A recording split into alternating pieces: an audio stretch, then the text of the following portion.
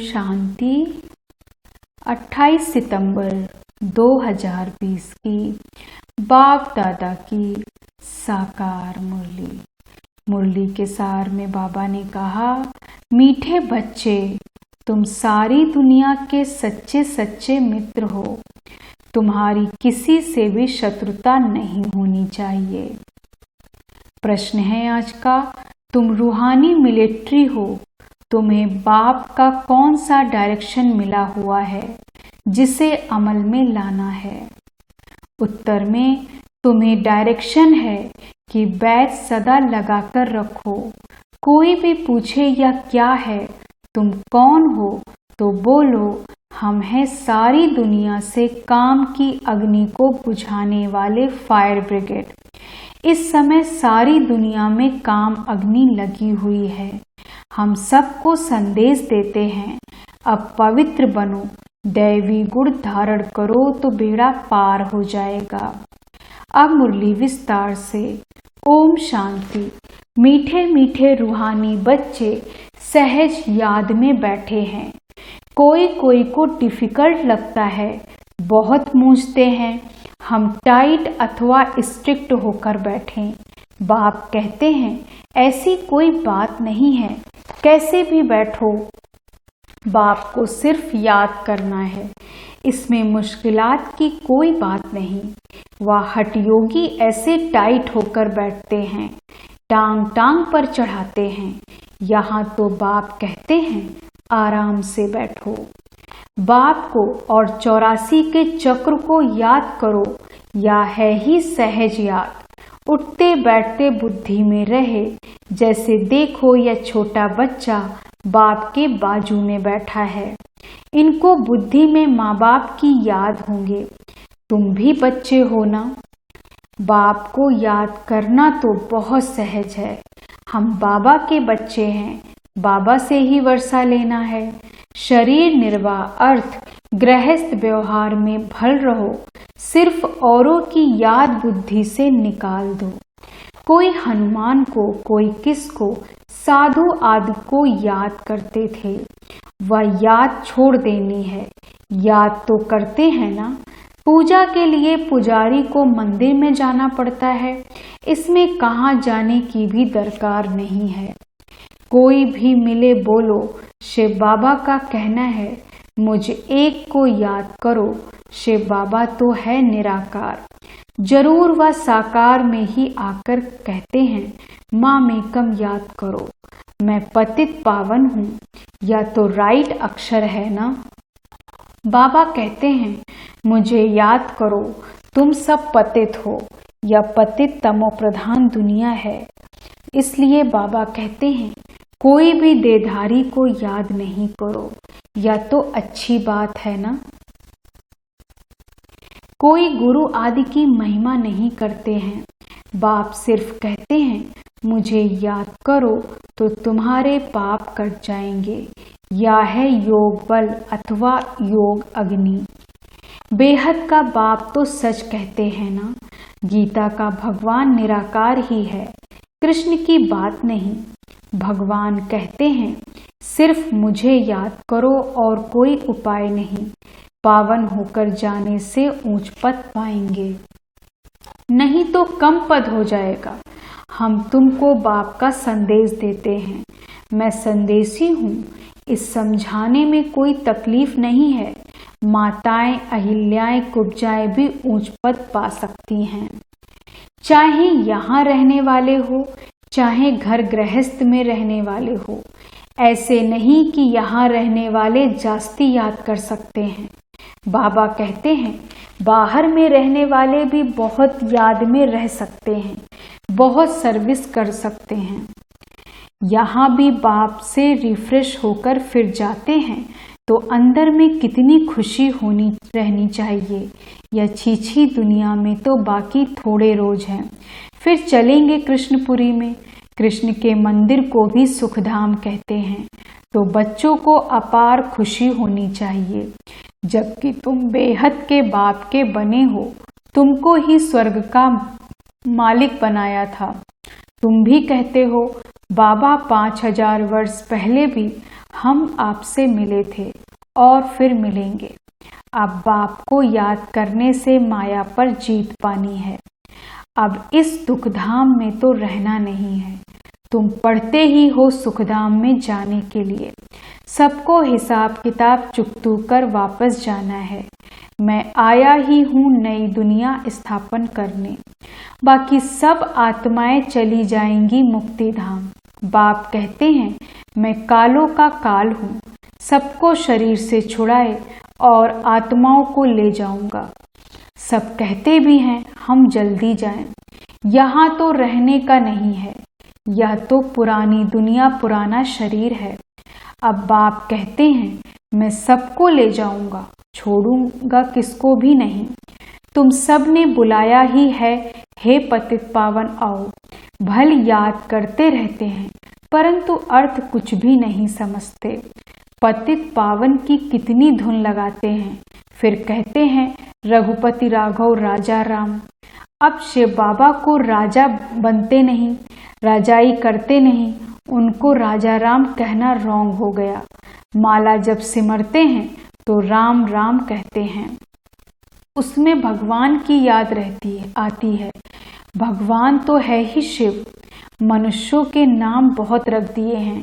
कृष्ण को भी श्याम सुंदर, बैकुंठनाथ, माखन चोर आदि आदि बहुत नाम देते हैं। तुम अभी कृष्ण को माखन चोर कहेंगे बिल्कुल नहीं। तुम अभी समझते हो भगवान तो एक निराकार है, कोई भी देहधारी को भगवान कह नहीं सकते। ब्रह्मा विष्णु शंकर को भी नहीं कह सकते, तो फिर मनुष्य अपने को भगवान कैसे कह सकते। बैजंती माला सिर्फ 108 की गाई जाती है। शिव बाबा ने स्वर्ग स्थापन किया है, उनके यह मालिक हैं। जरूर उसमें पहले उन्होंने यह पुरुषार्थ किया होगा। उनको कहा जाता है कलयुग, अंत, सतयुग आदि का संगम युग। यह है कल्प का संगम युग। मनुष्यों ने फिर युगे युगे कह दिया, अवतार नाम भी भूल फिर उनको ठिक्कर भीतर में कड़कड़ में कह दिया। यह है ड्रामा। जो बात पास्ट हो जाती है उसको कहा जाता है ड्रामा। कोई से झगड़ा आदि हुआ, पास हुआ, उनका चिंतन नहीं करना। अच्छा कोई ने कम जास्ती बोला, तुम उनको भूल जाओ। कल्प पहले भी ऐसे बोला था, याद रहने से फिर बिगड़ते रहेंगे। यह बात फिर कभी बोलो भी नहीं। तुम बच्चों को सर्विस तो करनी है ना। सर्विस में कोई विघ्न नहीं पड़ना चाहिए, सर्विस में कमजोरी नहीं दिखानी चाहिए। शिव बाबा की सर्विस है ना, उसमें कभी जरा भी ना नहीं आना चाहिए, नहीं तो अपना पद भ्रष्ट कर देंगे। बाप के मददगार बने हो तो पूरी मदद देनी है। बाप की सर्विस करने में जरा भी धोखा नहीं देना है। पैगाम सबको पहुंचाना ही है। बाप कहते रहते हैं म्यूजियम का नाम ऐसा रखो जो मनुष्य देख अंदर घुसे और आकर समझे, क्योंकि यह नई चीज है ना। मनुष्य नई चीज देख अंदर घुसते हैं। आजकल बाहर से आते हैं भारत का प्राचीन योग सीखने। अब प्राचीन अर्थात पुराने ते पुराना, वह तो भगवान का ही सिखाया हुआ है, जिसको 5000 वर्ष हुए। सतयुग त्रेता के योग होता नहीं। जिसने सिखाया वह तो चला गया, फिर जब 5000 वर्ष बाद आए तभी आकर राजयोग सिखाए। प्राचीन अर्थात 5000 वर्ष पहले भगवान ने सिखाया था, वही भगवान फिर संगम युग पर आकर राजयोग सिखलाएंगे, जिससे पावन बन सकते हैं। इस समय तो तत्व भी तमो प्रधान है। कभी पानी भी कितना नुकसान कर देता। उपद्रव होते रहते हैं पुरानी दुनिया में। सतयुग में उपद्रव की बात ही नहीं, वहां तो प्रकृति दासी बन जाती है। यहाँ प्रकृति दुश्मन बनकर दुख देती है। इन लक्ष्मी नारायण के राज्य में दुख की बात नहीं थी। सतयुग था, अभी फिर वह स्थापन हो रहा है। बाप प्राचीन राजयोग सिखा रहे हैं, फिर 5000 वर्ष बाद सिखाएंगे। जिसका पाठ है वही बजाएंगे। बेहद का बाप भी पार्ट बजा रहे हैं। बाप कहते हैं मैं इनमें प्रवेश कर स्थापना कर चला जाता हूँ। हाहाकार के बाद फिर जय जयकार हो जाती है। पुरानी दुनिया खत्म हो जाएगी। इन लक्ष्मी नारायण का राज्य था तो पुरानी दुनिया नहीं थी। 5000 वर्ष की बात है, लाखों वर्ष की बात हो नहीं सकती। तो बाप कहते हैं और सब बातों को छोड़ इस सर्विस में लग जाओ, अपना कल्याण करने। रूठ कर सर्विस में धोखा नहीं देना चाहिए। यह है ईश्वरी सर्विस। माया के तूफान बहुत आएंगे, परंतु बाप की ईश्वरी सर्विस में धोखा नहीं देना है। बाप सर्विस अर्थ डायरेक्शन तो देते रहते हैं। मित्र संबंधी आदि जो भी आए, सबके सच्चे मित्र तो तुम हो। तुम ब्रह्मा कुमार कुमारियां तो सारी दुनिया के मित्र हो, क्योंकि तुम बाप के मददगार हो। मित्रों में कोई शत्रुता नहीं होनी चाहिए।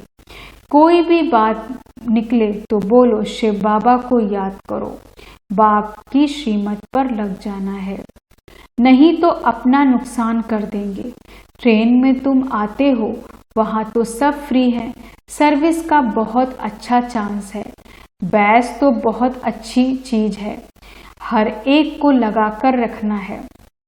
कोई पूछे आप कौन हो तो बोलो हम है फायर ब्रिगेड। जैसे वह फायर ब्रिगेड है आग बुझाने के लिए, तो इस सारी सृष्टि में काम अग्नि से जले हुए हैं। अब बाप कहते हैं काम महाशत्रु पर जीत पहनो। बाप को याद करो, पवित्र बनो, दैवी गुण धारण करो तो बेड़ा पार है। या बैच श्रीमत से ही तो बने हैं। बहुत थोड़े बच्चे हैं जो बैच पर सर्विस करते हैं। बाबा मुरलियों में कितना समझाते रहते हैं। हर एक ब्राह्मण के पास यह बैच होना चाहिए। कोई भी मिले उनको इस पर समझाना है। यह है बाबा, इनको याद करना है। हम साकार की महिमा नहीं करते। सर्व की सद्गति दाता एक ही निराकार बाप है, उनको याद करना है। याद के बल से ही तुम्हारे पाप कट जाएंगे, फिर अंतमति सो गति हो जाएगी। सुखधाम से दुखधाम से छूट जाएंगे, फिर तुम विष्णुपुरी में आ जाएंगे। कितनी बड़ी खुशखबरी है। लिटरेचर भी दे सकते हो। बोलो तुम गरीब हो तो फ्री दे सकते हो। साहूकारों को तो पैसा देना ही चाहिए, क्योंकि यह तो बहुत छपाने होते हैं। यह चीज ऐसी है जिससे तुम फकीर से विश्व का मालिक बन जाएंगे। समझानी तो मिलती रहती है। कोई भी धर्म वाला हो, बोलो वास्तव में तुम आत्मा हो। अपने को आत्मा समझ बाप को याद करो। अब विनाश सामने खड़ा है। यह दुनिया बदलने वाली है। शिव बाबा को याद करेंगे तो विष्णुपुरी में आ जाएंगे। बोलो या आपको करोड़ों पद्मों की चीज देते हैं। बाबा ने कितना समझाया है, बैच पर सर्विस करनी है, परंतु बैच लगाते नहीं, लज्जा आती है। ब्राह्मणियां जो पार्टी लेकर आती हैं अथवा कहाँ ऑफिस आदि में अकेली जाती हैं, तो यह बैच जरूर लगा रहना चाहिए। जिसको तुम इन पर समझाएंगे या बहुत खुश होंगे। बोलो हम एक बाप को ही मानते हैं, वही सबको सुख शांति देने वाला है। उनको याद करो। पतित आत्मा तो जा न सके। अभी यह पुरानी दुनिया बदल रही है। ऐसे ऐसे रास्ते में सर्विस करते आना चाहिए। तुम्हारा नाम बहुत होगा। बाबा समझते हैं शायद लज्जा आती है जो बैच पहन सर्विस नहीं करते हैं। एक तो बैच सीढ़ी का चित्र अथवा त्रिमूर्ति गोला और झाड़ का चित्र साथ में हो। आपस में बैठ एक दो को समझाओ तो सब इकट्ठे हो जाएंगे। पूछेंगे यह क्या है? बोलो शिव बाबा इनके द्वारा यह नई दुनिया स्थापन कर रहे हैं। अब बाप कहते हैं मुझे याद करो, पवित्र बनो, आप पवित्र तो वापस जा नहीं सकेंगे। ऐसी मीठी मीठी बातें सुनानी चाहिए तो खुशी से सब सुनेंगे, परंतु कोई की बुद्धि में बैठता नहीं। सेंटर पर क्लास में जाते हो तो भी बैच लगा कर रहे। मिलिट्री वालों को यह बिल्ला बैच लगा रहता है, उनको कभी लज्जा आती है क्या? तुम भी रूहानी मिलिट्री हो ना। बाप डायरेक्शन देते हैं, फिर अमल में क्यों नहीं लाते? बैच लगा रहे तो शिव बाबा की याद भी होगी रहेगी। हम शिव बाबा के बच्चे हैं। दिन प्रतिदिन सेंटर्स भी खुलते जाएंगे, कोई न कोई निकल आएंगे, कहेंगे फलाने शरीर में आपकी ब्रांच नहीं है, शहर में आपकी ब्रांच नहीं है। बोलो कोई प्रबंध करे मकान आदि का, निमंत्रण दे तो हम आकर सर्विस कर सकते हैं। हिम्मते बच्चे मदते बाप, बाप तो बच्चों को ही कहेंगे सेंटर खोलो सर्विस करो। यह सब शिव बाबा की दुकान है ना, बच्चों द्वारा चला रहे हैं। अच्छा, मीठे मीठे सिक्की लदे बच्चों प्रति माता पिता बाप दादा का याद प्यार और गुड मॉर्निंग। रूहानी बाप की रूहानी बच्चों को नमस्ते। हम रूहानी बच्चों की रूहानी बाप दादा को गुड मॉर्निंग, नमस्ते नमस्ते नमस्ते। धारणा के लिए मुख्य सार। पहली पॉइंट, कभी आपस में रूठकर सर्विस में धोखा नहीं देना है, विघ्न रूप नहीं बनना है, अपनी कमजोरी नहीं दिखानी है, बाप का पूरा पूरा मददगार बनना है। दूसरी पॉइंट, कभी कोई से झगड़ा आदि हुआ, पास हुआ, उनका चिंतन नहीं करना है। कोई ने कम जास्ती बोला, तुम उनको भूल जाओ, कल्प पहले भी ऐसे बोला था, वह बात फिर कभी बोलो भी नहीं। वरदान है आज, बीती हुई बातों को रहमदिल बन समाने वाले शुभ चिंतक भव। बीती हुई बातों को रहमदिल बन समाने वाले शुभ चिंतक भव। विस्तार से, यदि किसी भी बीती हुई कमजोरी की बातें कोई सुनाए तो शुभ भावना से किनारा कर लो। व्यर्थ चिंतन या कमजोरी की बातें आपस में नहीं चलनी चाहिए। बीती हुई बातों को रहमदिल बनकर संभालो, समाकर शुभ भावना से उस आत्मा के प्रति मनसा सेवा करते रहो। भले संस्कारों के वश कोई उल्टा रहता है, करता या सुनता है तो उसे परिवर्तन करो। 1 से 2 तक, 2 से 3 तक ऐसे व्यर्थ बातों की माला न हो जाए, ऐसा अटेंशन रखना अर्थात शुभ चिंतक बनना। स्लोगन है आज का, संतुष्ट मणि बनो तो प्रभु प्रिय, लोकप्रिय और स्वयं प्रिय बन जाएंगे। संतुष्ट मणि बनो तो प्रभु प्रिय, लोकप्रिय और स्वयं प्रिय बन जाएंगे। ओम शांति। धन्यवाद बाबा, धन्यवाद।